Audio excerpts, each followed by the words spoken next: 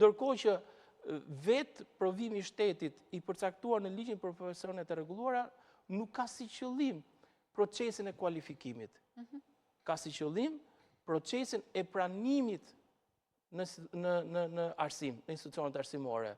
Ndërkohë që po vetë Ministria e Arsimit i ka futur këta mësues në sistem. I ka pranuar, ndoshta edhe në shkelje. Po atëre, pra aq kohë sa i ke pranuar, ka prej tyre që e kanë kaluar kualifikimin e parë, e kanë marrë titullin mësues i kualifikuar. Dhe tani duan të bëjnë kualifikimin e dytë.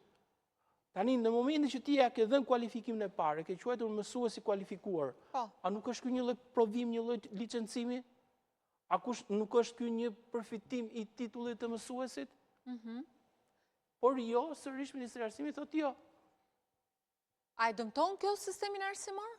Patjetër që e dëmton, së pakti dhe psikologjikisht mësuesin. Mësuesit cilët janë përgatitur për të dhënë provimin e kualifikimit, qoftë atë 3 vjeçar dhe qoftë atë 8 vjeçar, nuk mundët të futen sot në provimet e kualifikimit, por duhet të kthehen dhe të japin provimin e shtetit, ndërkohë që po a them ka prej tyre të cilët e kanë marrë titullin mësues. E kanë marrë titullin mësues që në momentin që janë diplomuar. Ky udhëzim është i përkohshëm apo është një udhëzim që do të jetë permanent i... Udhëzimi është në fuqi. Pra që kohë sa është në fuqi, ne kemi ligj, ne duhet ta zbatojmë.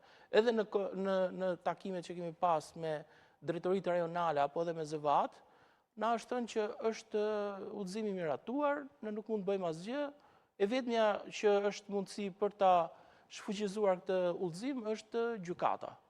Ndaj ne jemi drejtuar gjykatës për të parë se në gjykimin tonë shohim që kemi të bëjmë një udhëzim që është i palishëm.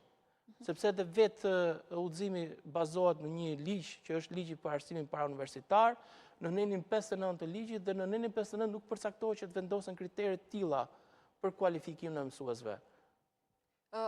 Ju i kërkoni gjykatës pezullimin e këtij? Po, sepse është e nevojshme që mësuesit të futen në provimin e kualifikimit.